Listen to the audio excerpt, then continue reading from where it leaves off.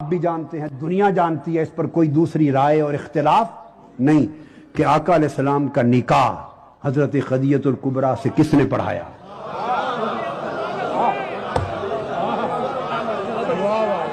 خطبہ نکاح کس نے پڑھایا؟ خطبہ نکاح کس نے پڑھایا؟ بے شک اعلان نبوت نہ ہوا تھا، اگر حضرت ابو طالب کی نگاہ 40 سال بعد کیا ہونے والا ہے دیکھ سکتی ہے اور حضور کے چہرے پاک سے وسیلہ کر سکتے ہیں بارش کا اس بچپن میں، تو آقا نہیں دیکھتے کہ یہ ابو طالب مستقبل میں آج کیا ہے اور کیا ہونے والا ہے؟ حضرت خدیجہ الکبریٰ کے ساتھ نکاح کا وقت آیا تو حضرت ابو طالب نے خطبہ نکاح پڑھایا۔ دو باتیں، ایک تو خطبہ نکاح آپ نے پڑھایا، خاص بات رکھ لینا، اور دوسرا جو مہر مقرر ہوا 20 اوقیہ کا بھی ذکر آیا، 12 اوقیہ، اور 20 اونٹنیوں کا بھی ذکر آیا ہے روایات میں، جو حضور کے لیے مہر مقرر ہوا حضرت خدیجہ الکبریٰ سے۔ خطبہ نکاح حضرت ابو طالب پڑھانے والا، اور مہر مصطفیٰ کے عقد کا ابو طالب نے جیب سے ادا کیا۔ عقد خدیجہ کا رضی اللہ تعالیٰ عنہ کا مہر حضرت ابو طالب نے ادا کیا۔ اب میں نکاح و مہر کا مسئلہ بتا دوں، حضرت آدم علیہ السلام اور حضرت حوا کا بھی نکاح و مہر ہوا تھا۔ جب اس جوڑے کا نکاح ہوا اور مہر کا وقت آیا، کتابوں میں آتا ہے فضائل میں کہ حضرت آدم علیہ السلام نے عرض کیا باری تعالیٰ ہمارا نکاح کون پڑھائے اور ہمارے نکاح کا مہر کیا ہو، اور تو تیسرا تھا کوئی نہیں، انہی سے تو اولاد چلنی تھی۔ رب کائنات نے فرمایا آدم و حوا دونوں مل کر میرے مصطفیٰ پہ درود پڑھ دو، یہی مہر نکاح ہو جائے گا۔ ہائے ہائے، ارے لوگوں سوچنے کی بات ہے، ذرا عمل دیانت سے سوچو، ارے امانت سے سوچو، ارے عدالت سے سوچو، ٹھنڈی طبیعت کے ساتھ سوچو کہ حضرت آدم کا نکاح ہو تو مہر مصطفیٰ کے درود کا رکھا جائے، کوئی اور مہر گوارا نہ ہو۔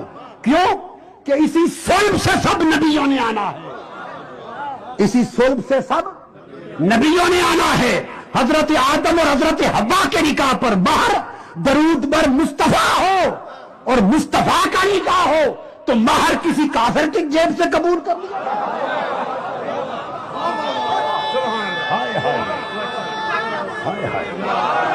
ہائے ہائے، مصطفیٰ کا نکاح ہو۔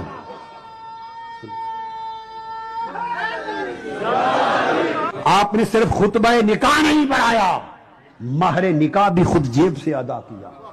تو حضرت خدیجہ الکبریٰ محسنہ اسلام، میرے آقا کی پہلی رفیقہ حیات، تاجدار کائنات کی ساری اولاد کی ماں، ارے فاطمۃ الزہرا کی ماں، ارے حسن حسین کی نانی،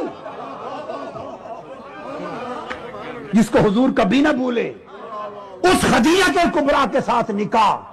ابو لہب بھی تو چچا تھا، کسی اور کا مہر گوارا کیا ہوتا، نہیں، ابو طالب کی جیب کا مہر گوارا کیا، کیونکہ اس میں سے حسین نے آنا ہے۔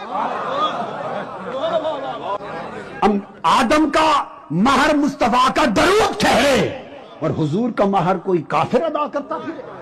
ہائے ہائے ہائے، آپ نے مہر ادا کیا، اور اس لیے کہ اس مہر کے سے، اس نکاح سے، اس صلب میں جو اولاد پیدا ہونی ہے، اور ان کو منتخب کیوں کیا حضرت ابو طالب؟ اس لیے ان کو پتا تھا کہ جب دعوت توحید کا وقت آئے گا، اشاعت اسلام کا وقت آئے گا، تو اس وقت اسلام کی ابتدا، پہلی دعوت، پہلی مجلس، پہلا جلسہ، پہلا پیغام، اسلام کی ابتدا بھی ابو طالب کے گھر سے ہوگی، اور جب اس اسلام کی بقا کا وقت آئے گا تو اسی کی اولاد کے در سے ہوگی۔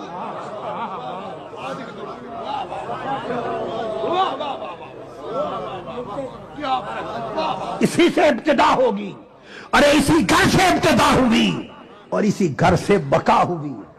اسلام کی ابتدا بھی یہ گھر اور اسلام کی بقا بھی یہ گھر۔